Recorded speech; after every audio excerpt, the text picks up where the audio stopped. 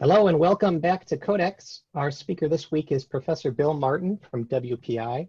Professor Martin did his PhD at the University of Waterloo, followed by postdocs at Waterloo and the University of Vermont. He was assistant then associate professor at the University of Winnipeg before moving to WPI, where he has been full professor since 2009. A leader in the algebraic combinatorics community, Dr. Martin is the author of dozens of high-quality journal articles and the recipient of multiple grants from the NSF and NSA. Much of his research focuses on association schemes and their applications, and today's talk is no exception. We are very pleased to welcome him here today to tell us more about it. So please take it away, Bill.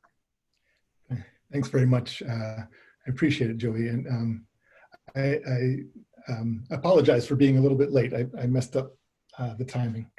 So this work is in the thesis of Brian Kodalen. So I have my first PhD student who finished last year, about just over a year ago. He's now at the NSA. And Brian did a really nice thesis on association schemes.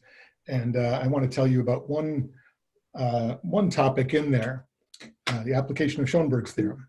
So let me make sure that there we go. So last week, Harmony talked about distance regular and typical covers of Kn, distance regular and typical covers of complete graphs, which they call DRACKNs. And an example of a DRACKN is the 3 cube. So the 3 cube is a double cover graph theoretically of K4. And geometrically, when you draw the 3 cube, the diagonals of the 3 cube form equiangular lines. So we have equiangular lines. But today, we're going to look instead at things with 2 angles, so sets of lines with 2 angles.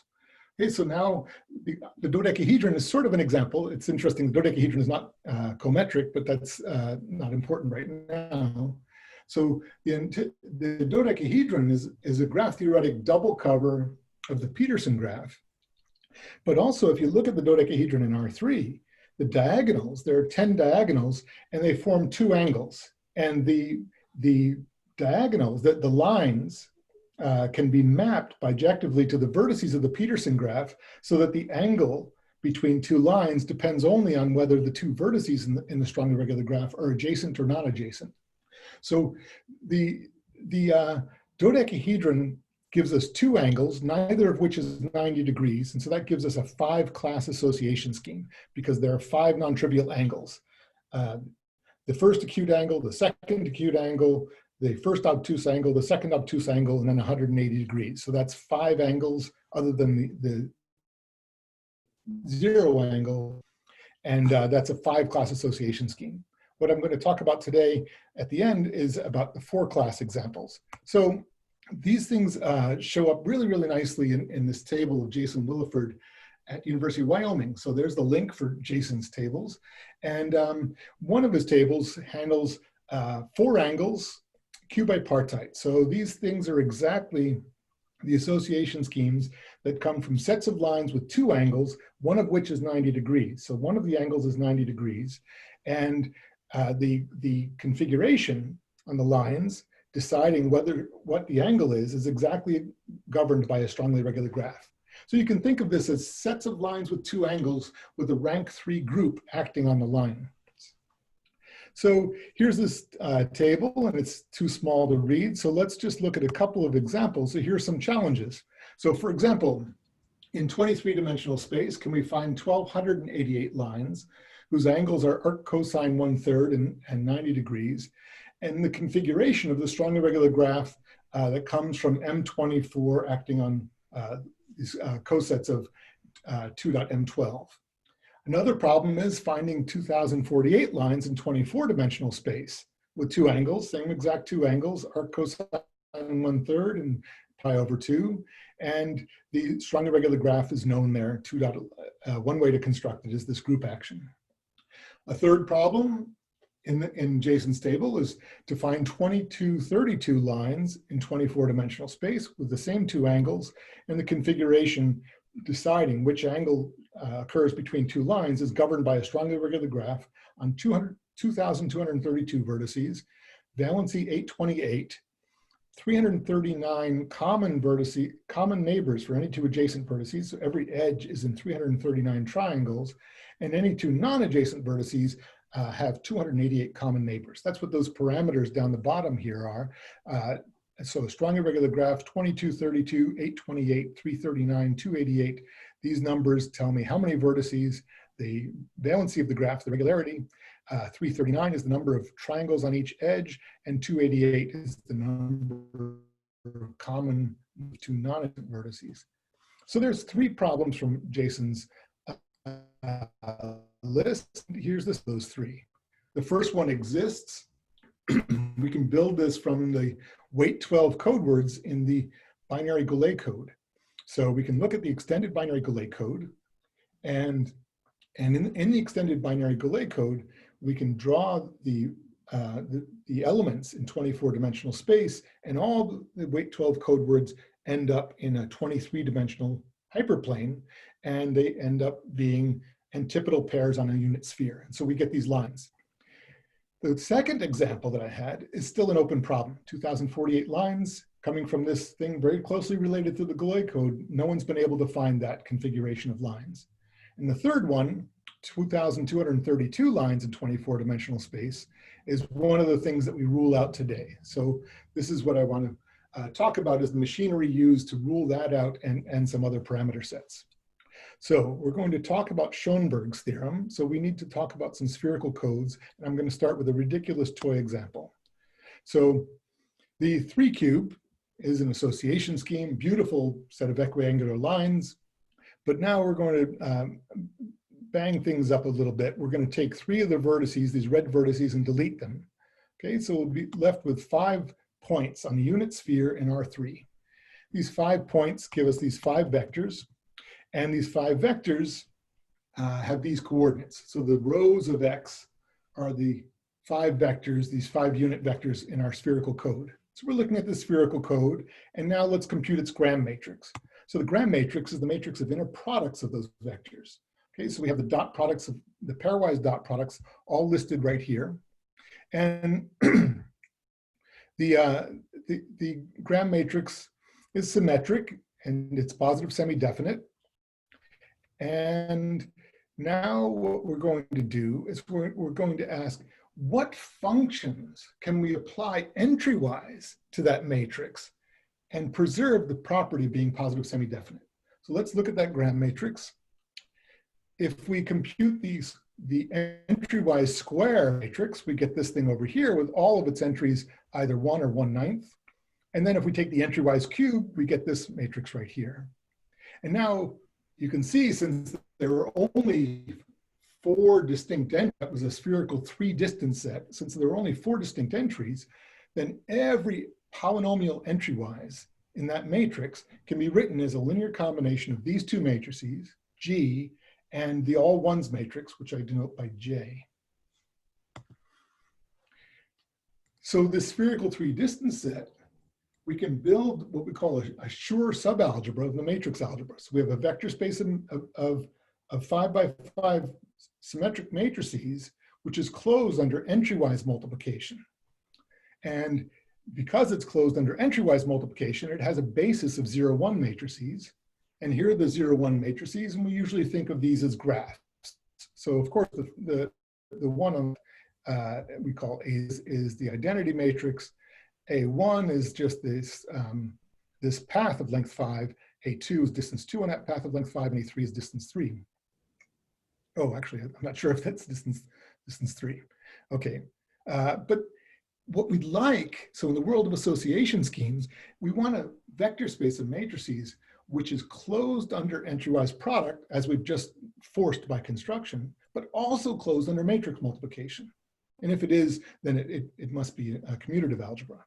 In this case, we can take G times itself, matrix product, no longer entry-wise product, but G multiplied by itself, and we find out that this is not a linear combination of those matrices. The diagonal tells you right here that this is not a linear combination of the matrices above. So we end up with a sure subalgebra of the matrix algebra, which is not an ordinary subalgebra. It's not closed under matrix multiplication. Now, each of those matrices, each of those G, entrywise G, and so on, these are all positive semi-definite. So Hermitian matrix G is positive semi-definite if all of its eigenvalues are non-negative. So X transpose GX is non-negative for all vectors X.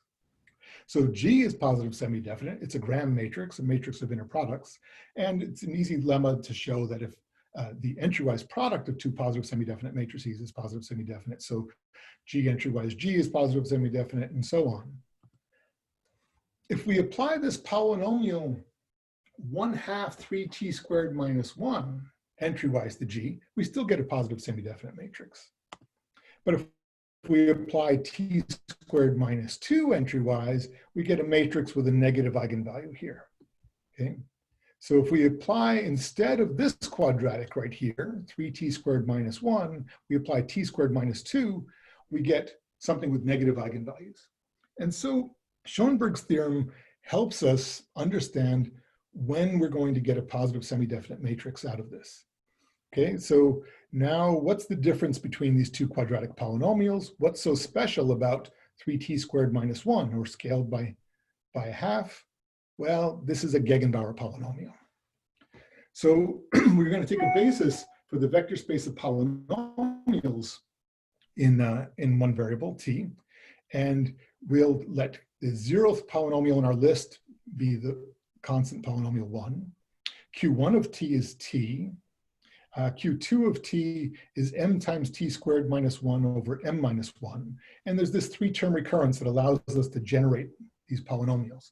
Now these polynomials, I've made the mistake many times, so I hope you won't make the mistake. These polynomials depend on the dimension, and you need to use the right polynomials for spherical codes in a certain dimension. So if we're in m-dimensional space, we have a spherical code in m-dimensional space, these are the polynomials that we want to use.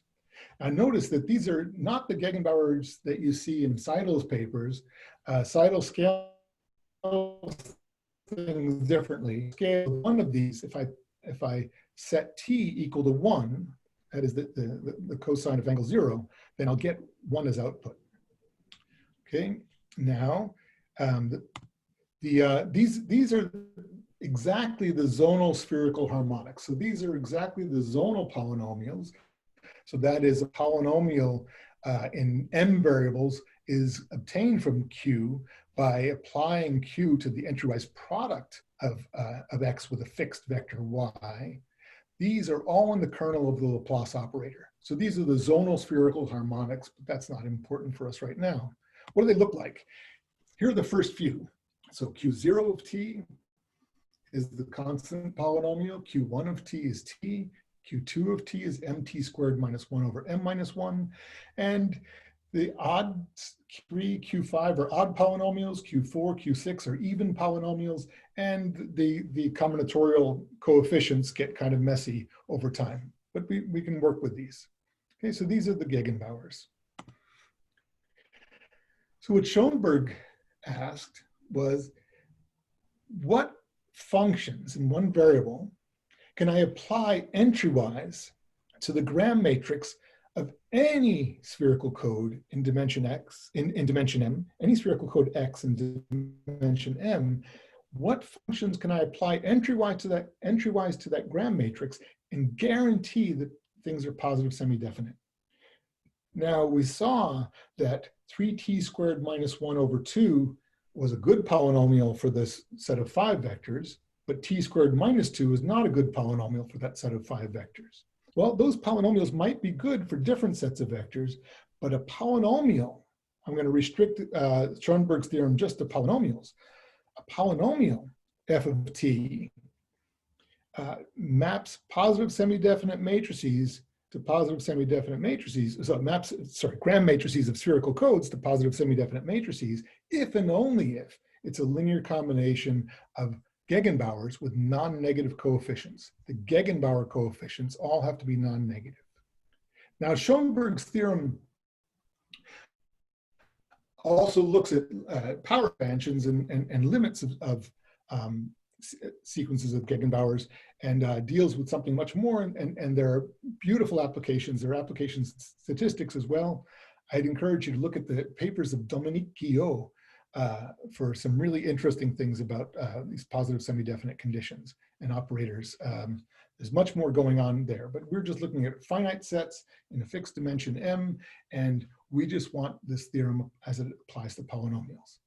So a polynomial f of t preserves the positive semi-definite property applied to the gram matrix of the spherical code if and only if, for every single spherical code, if and only if f of t is a non-negative combination of Gegenbauers. So we can think of this as a map, this Entrywise application as a map from the ring of polynomials to the Schur subalgebra, the ring of matrices we obtain by Entrywise products starting from G and J, the all ones vector, the all ones matrix. So we apply F Entrywise to G, and we get this nice little ring homomorphism. And what happens is we want to find out what maps to the positive semi-definite cone. Well, the preimage of the positive semi-definite cone we don't know, but we do know that the non-negative linear combinations of the Gegenbauers map into the positive semi-definite cone inside this Schur subalgebra A. Okay, so the fact that any Gegenbauer or non-negative linear combination of Gegenbauers applied Entrywise to the gram matrix of a spherical code must be positive semi-definite is a very powerful tool. And this is one of the tools that's used in semi-definite programming for spherical codes and systems of lines. Wei-Xuan Yu has done some really nice work on this, and he taught us about this application of Schönberg's theorem. So let's do something slightly different and look at a different spherical code. So we have the cube, and now instead of deleting 3 vertices, we'll just delete 2. We'll just delete 2 opposite antipodal corners. And we're left with 6 points in 3 space. And we take those 6 unit vectors, and we build the gram matrix. So first we're going to write down those 6 vectors. Here they are. And then we build the gram matrix right here. And now we have a positive semi-definite matrix, and we compute the Entrywise square, the Entrywise cube, just as we did before, and it turns out that the space spanned by these Entrywise powers, in this case, is closed under matrix multiplication. And it turns out that in this particular case, this polynomial t squared minus 2, which failed for the 5 points, still gives us a positive semi-definite matrix in this case. So this space is closed under matrix multiplication. So that means that it's a Bose-Mesner algebra, and so we have an association scheme. And the association schemes are the graphs that live that are defined by these 0-1 matrices, but I'm not going to be using that terminology today. So that association scheme is just the hexagon recovered in a strange way. So we're looking at these association schemes. We're just going to think of the adjacency algebras, these Bose-Mesner algebras. We have a set of V by V matrices closed under scalar multiplication and addition. And we say that it's a Bose-Mesner algebra if it's closed under conjugate transpose. And today's examples that algebra, the matrices will all be symmetric matrices. It's also going to be closed under, we need it to be closed under ordinary matrix multiplication and to contain the identity for matrix multiplication, I. And we also want this vector space to be closed under Entrywise multiplication. Some people call this Hadamard multiplication or Schur multiplication. And we need our algebra to contain the all ones matrix, J, which is the identity for that multiplication.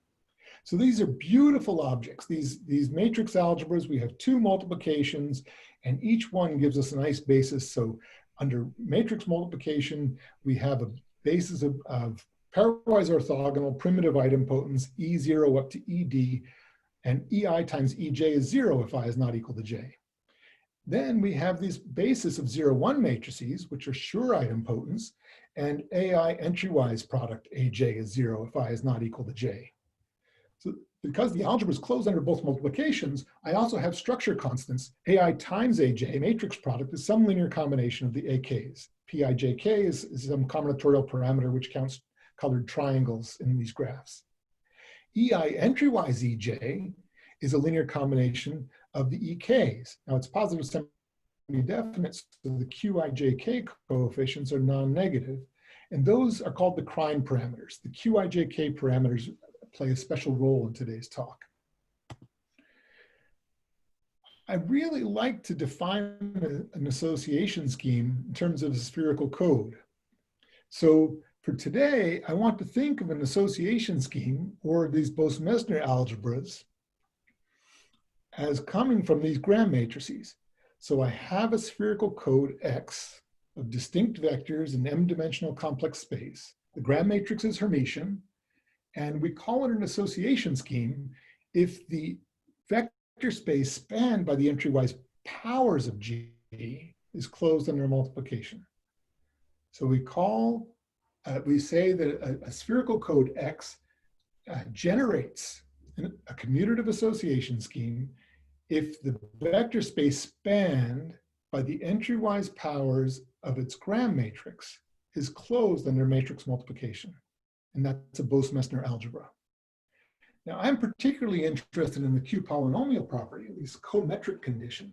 And in the Cometric condition, what we want is that not only is this closed under multiplication, but if I multiply the entrywise square times the entrywise cube, this is a linear combination of the all ones matrix G and the entrywise square.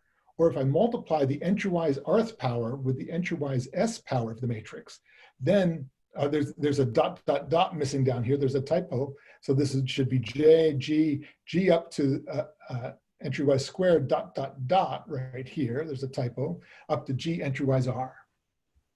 So the product of G entrywise power R with G entrywise power S should be a linear combination of the powers up to the smaller of the two.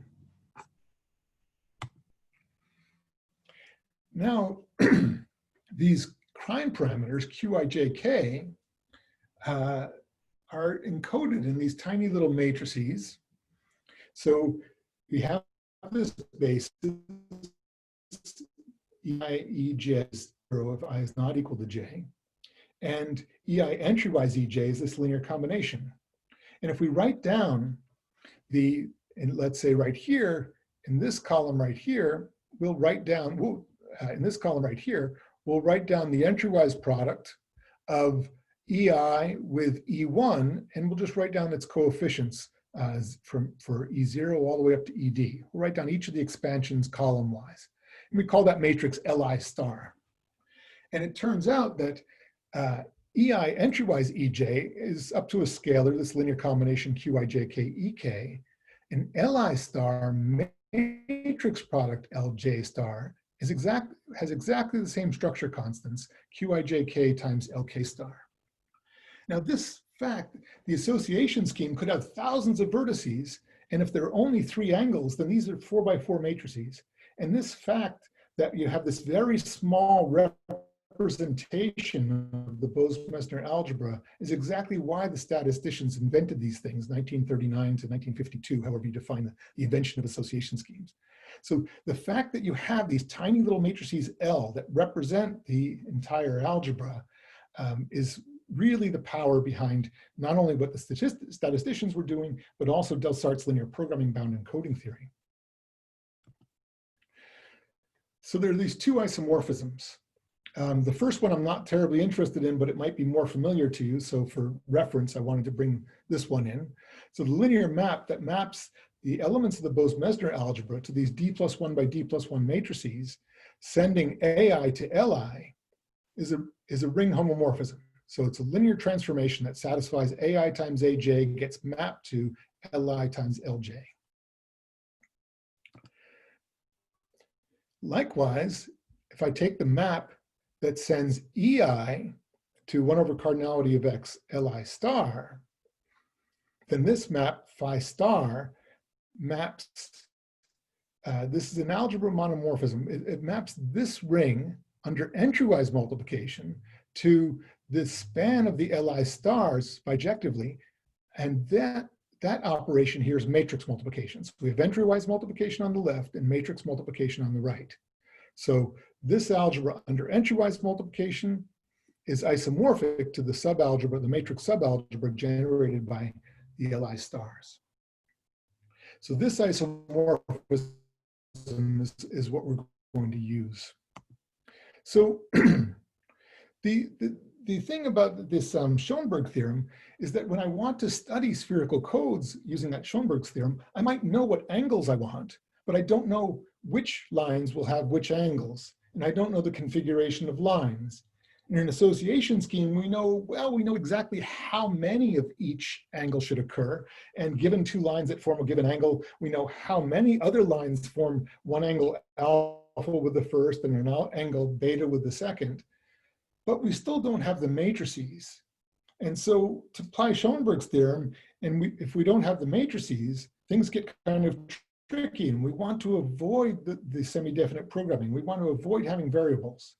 So this isomorphism is really nice, because this isomorphism phi star that maps the Bose-Mesner algebra to the vector space spanned by L0 star up to LD star, this algebra maps the positive semi-definite cone of the Bose-Mesner algebra bijectively to the non-negative cone of this vector space. Okay, so now we can take the Schönberg theorem and we can state the theorem in terms of a condition on these little Li stars, which are tiny, tiny matrices.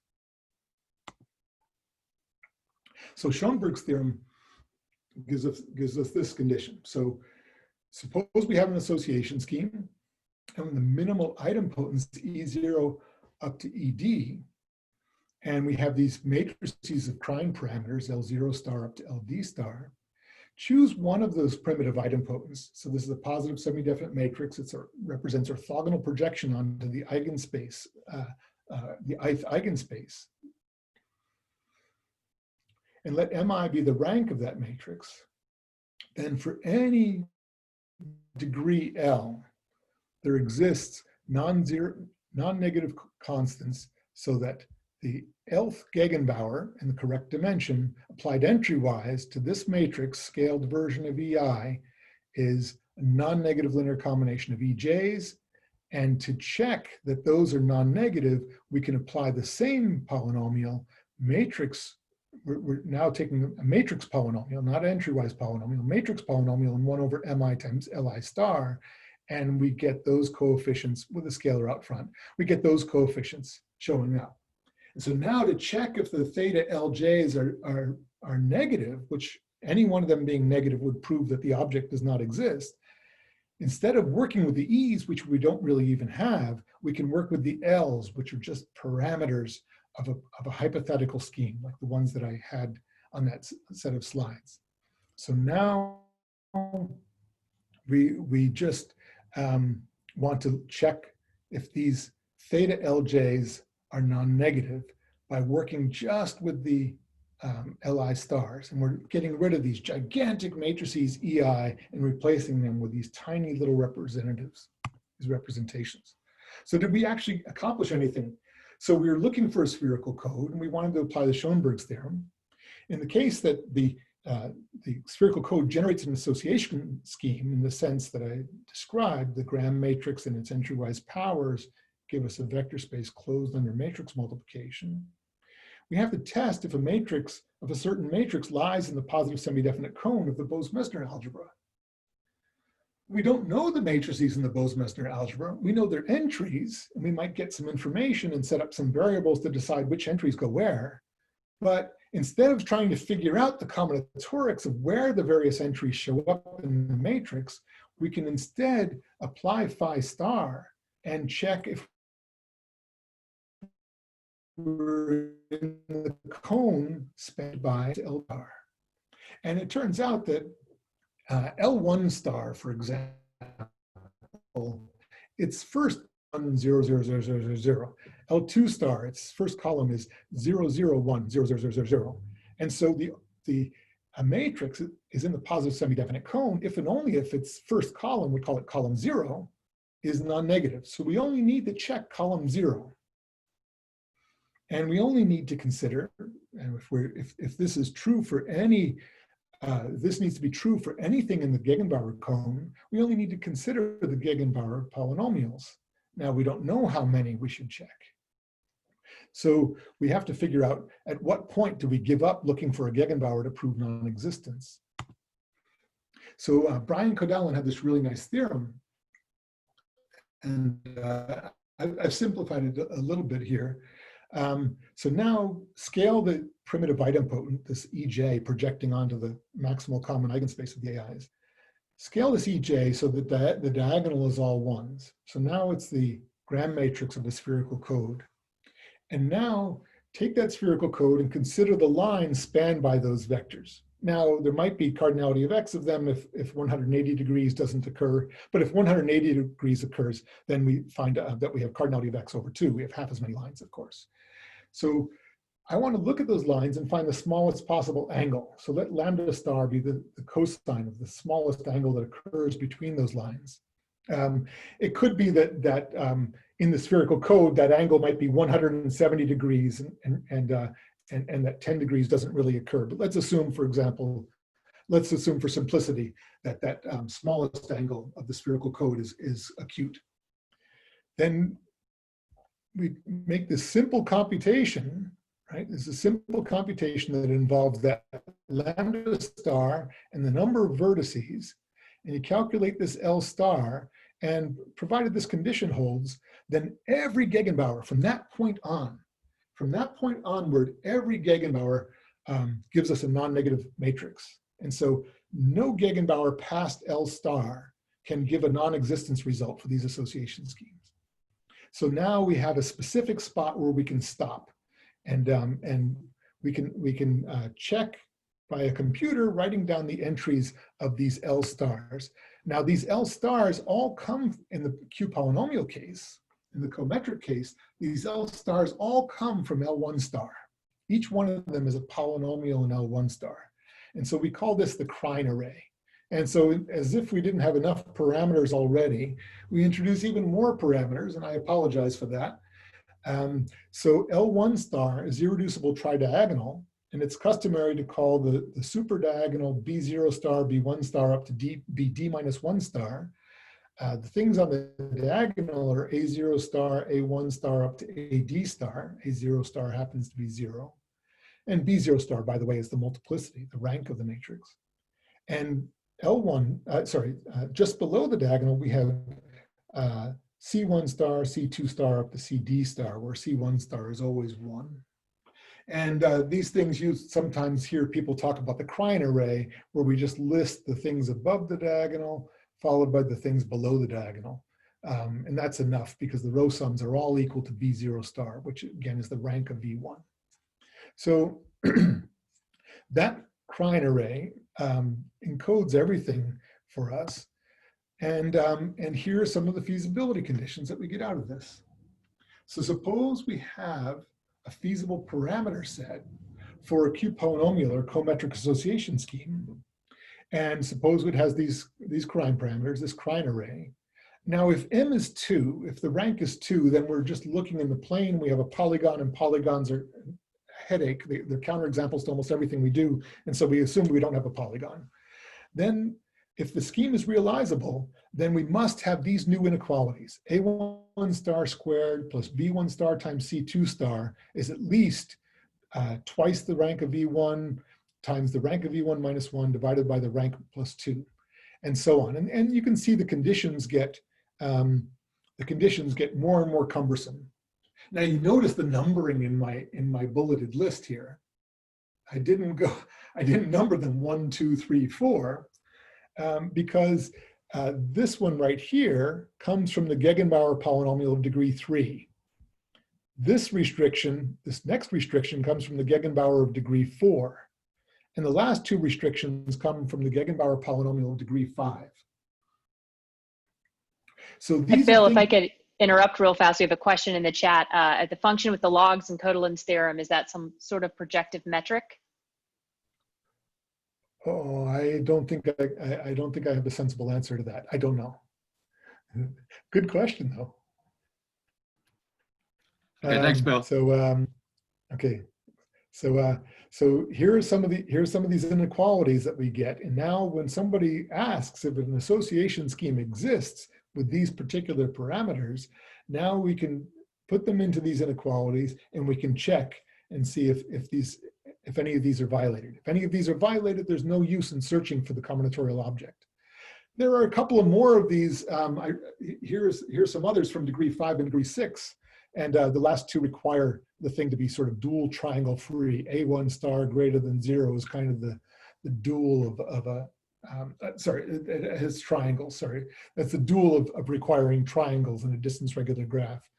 So the conditions get more technical, but I wanted to just put them on here. And now I'm going to finish by just pointing out that these conditions actually rule out a bunch of parameter sets and that Williford table at the beginning of the talk. So at the beginning of the talk, I gave you Williford's table, which is color-coded. Green means that the object exists. Yellow means it's still an open problem, and red means that it's been proved to not exist. And these are entries that are now red because of this theorem. So 441, this is 3-class schemes. Let's look at this one right here. This is the one that I listed. 2,232 lines in R24 with 2 angles. Here there's almost 2,500 lines in R27. Here there are 2,640 lines in R30 with 2 angles. And all of these things are ruled out without semi-definite programming. Remember, semi-definite programming is incredibly CPU intensive. And you have numerical issues. It's a really hard slog. And people who do the semi-definite programming really amaze me with the work that they do. But this is now effortless because we can do all of this symbolically. We don't have to introduce any variables. We just apply those inequalities. We've ruled out all these objects right here. So this is just a collection of objects that have been ruled out by that technique I introduced today, and I'm done. Thanks for your time.